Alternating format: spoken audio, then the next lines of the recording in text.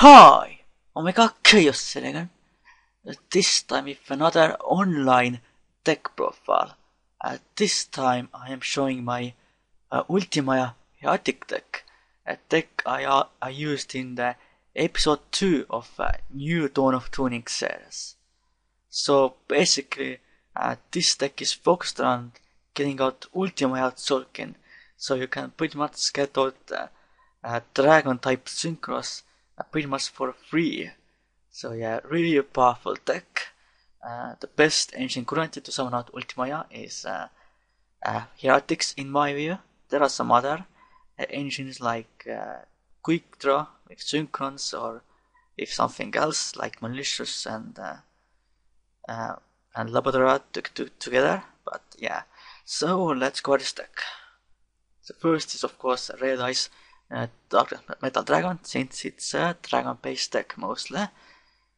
And of course you can summon it out from the deck with Atom, which I also run. Then of course the Hieratic engine itself, Death Knight, pretty much Cyber Dragon. Asset, of course, really good, can normal summon it without tribute. Then Free Su, tribute Hieratic summon it, can get the Hieratic effect off, and then you can pretty much summon out the Ultimaya from there. 2 and Hieratic Dragon of Nefet. Pretty good, but since it's a level 5 monster, I can't really summon Ultimaya with this card. But of course I can summon out Star Eater with, by single summoning with Laboratory Dragon. So it's still pretty good, but I only run it at 2 because it can become way too cloaky at times, so yeah. Then 3 draw card. This card is very good card in here because you can summon out your Laboratory Dragon from the graveyard and go for level 10 Synchro monster. Or you can revive a Galaxy Serpent to go for Goyo Guardian. So yeah, very nice card. Then another card that helps with this deck, kind of an unusual card that was never played in the past, Tongo Twister. If it's tribute summoned and when it's sent from the field to the graveyard, you draw 2 cards and then banish it.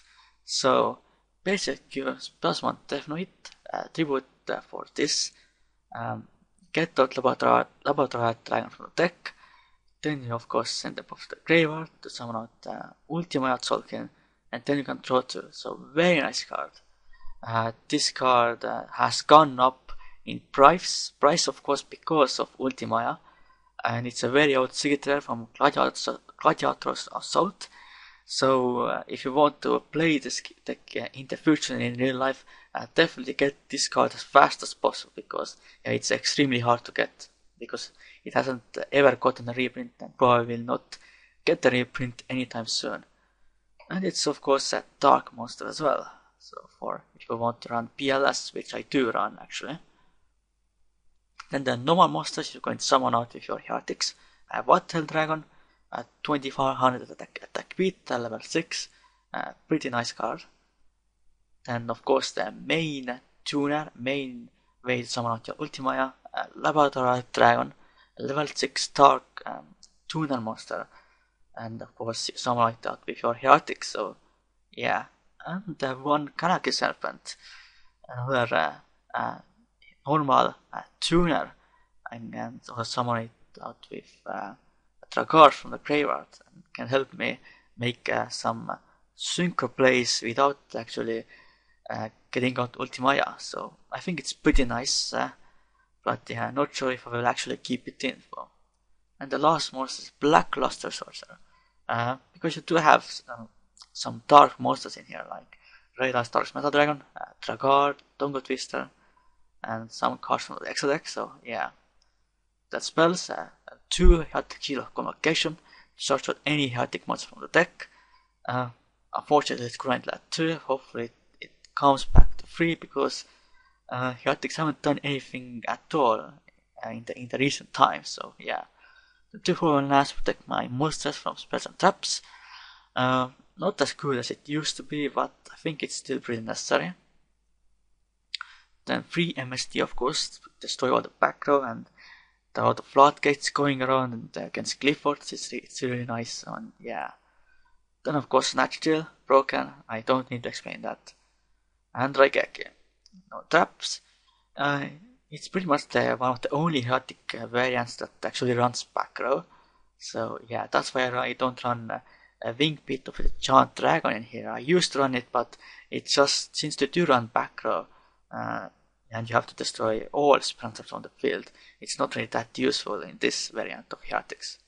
So scrap around Scarecrow because it combos very well with Ultimaya, because it of course resets itself once you use its effect, and then Ultima's effect activates if you have it on the field. So, but only run one because it can become cloaky if you don't already have Ultimaya out. So yeah.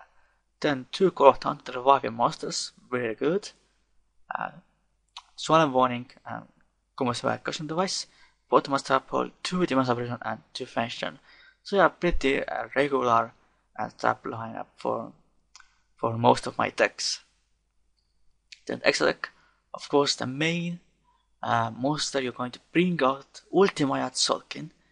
It actually is a level 0, but it's always treated as a level 12 monster. It cannot be synchro summoned, which is kind of unusual because it's a synchro monster. Must be special summoned from the extra deck by sending 1 level 5 or higher tuner monster and 1 level 5 or higher non-tuner monster you control with the same level to the graveyard, and cannot be special summoned by other ways. So yeah.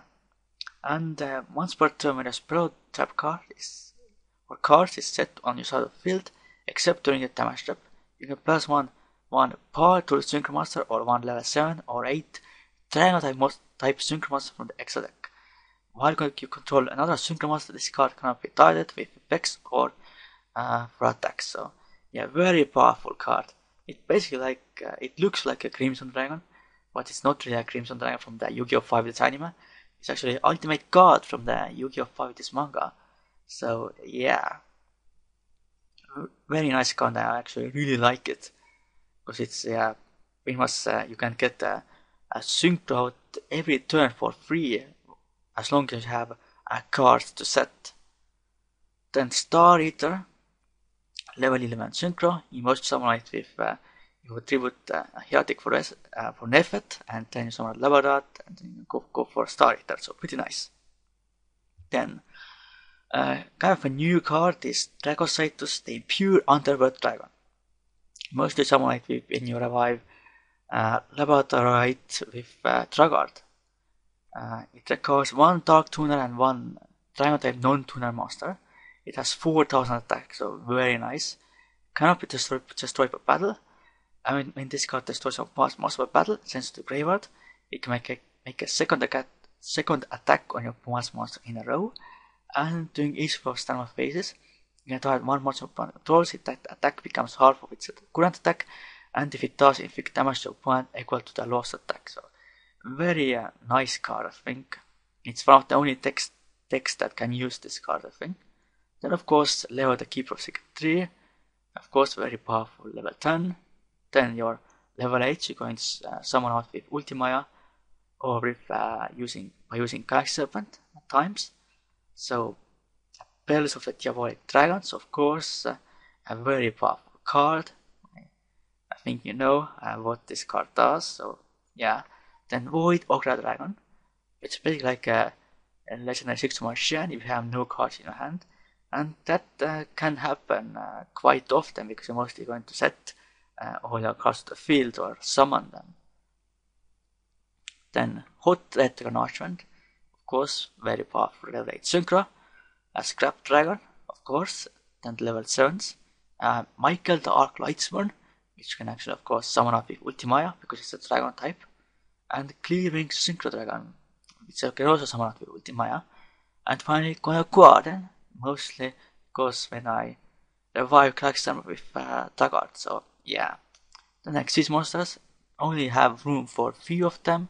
So Guardian the Final Charger, Constab to Harmony, Mr. 7, and of course here the Dragon King of Atom. So this was my Ultimaya Hieratic deck profile. Definitely very interesting deck. Hopefully Ultimaya Tzolk'in comes out soon in the TCG. Unfortunately, it's probably going to be a Sony and Jump promo, so we're not going to get it in Europe for a while, which is kind of unfortunate. So, I hope you enjoyed this deck profile. For now, goodbye and Ultimaya Chaos.